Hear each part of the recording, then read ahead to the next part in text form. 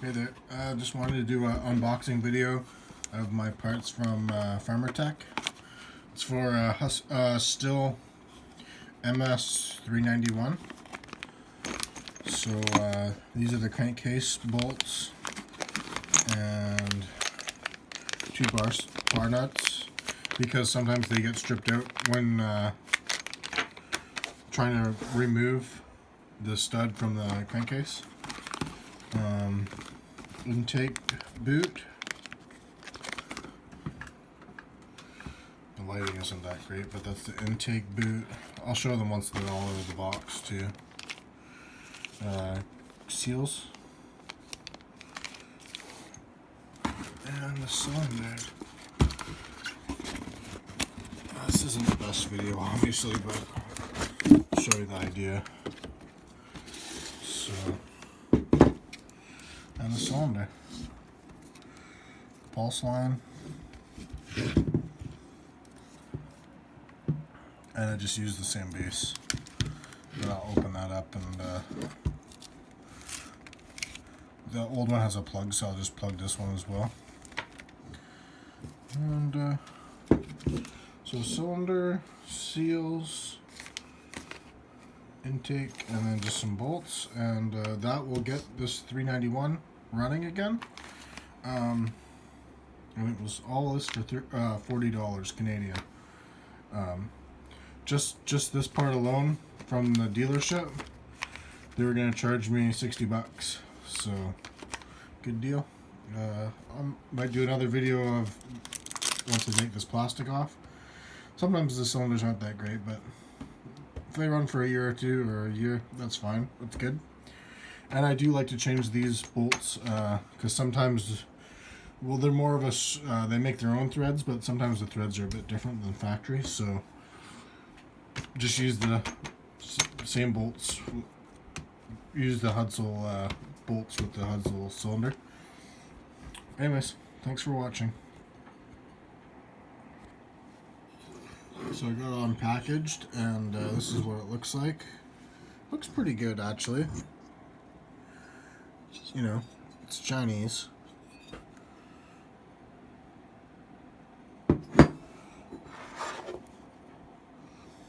Piston.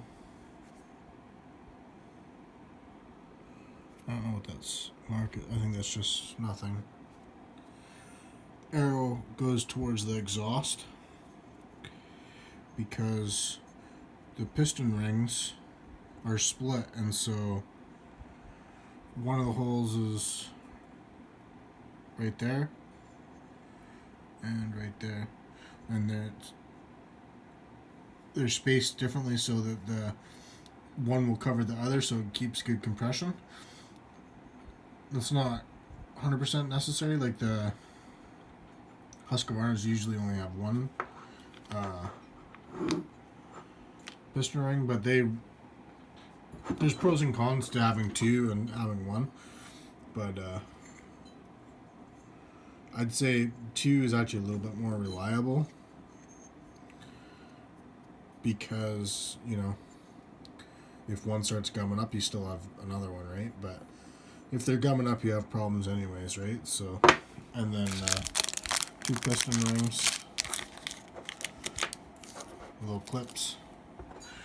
I see lots of videos of them putting little blocks in there to get those out of the old one, but I've never had problems with it. I just whack it with the punch and they come out. No big deal.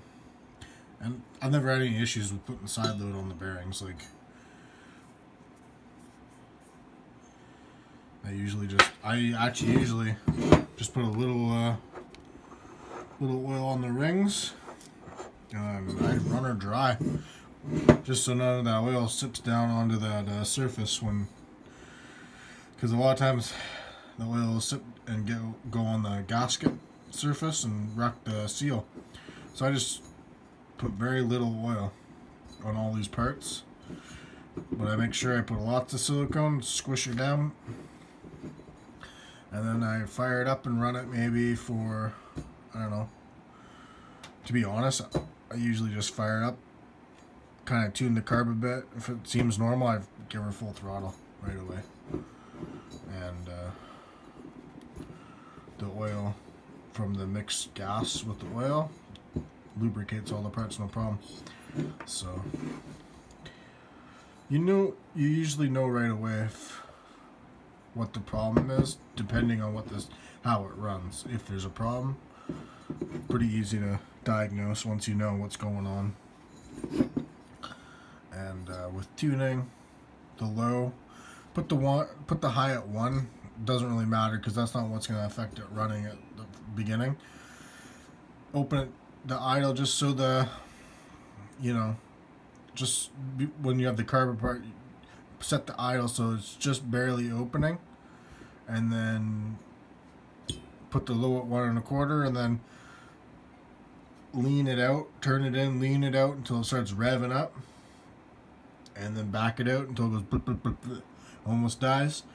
Lean it out a little bit, and you do want it to be on the rich side. You want it so that when you rev it up, you want it, if it's too lean, it won't want to come down, and so it'll just keep revving up, and it'll kind of be like it'll rev, the chain will be revving, right? So you just open that and then you hit it and let off the throttle, and it should just drop. The RPM should just drop right away. So quick tips for chainsaws, and I'll talk about that later too, but I didn't get an exhaust gasket, but I'm pretty sure I have one. So I'll take a video of the saw running.